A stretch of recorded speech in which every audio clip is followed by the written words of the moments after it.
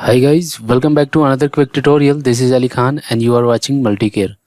So today in this video I am going to show you how to disable Microsoft Edge browser in Windows 10. So it is very easy. So let's see how to do it. First of all, you need to click on this PC and open C drive.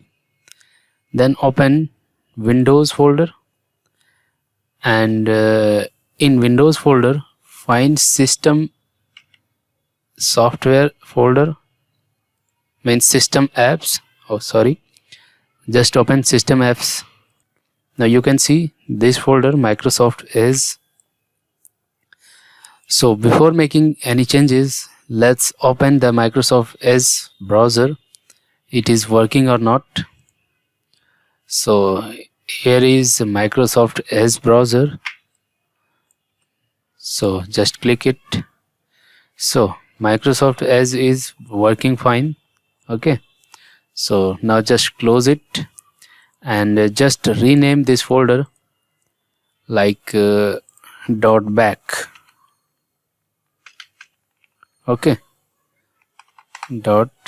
.back and hit enter, and you can see the .back name is renamed. Now just close this folder and now again check Microsoft Edge is working or not. So it is not working, you can see.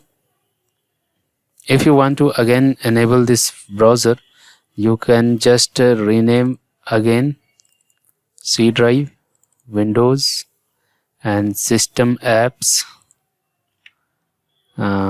System apps and Microsoft Edge. Just rename and remove that text which is renamed recently. Okay, and enter. Now again check Microsoft Edge, it is working. So again, if you want to disable the browser, again you can rename and just .back and hit enter. Now it is disabled, not working. Okay, so hope you like this video guys. If you really like, then please share and do subscribe my channel.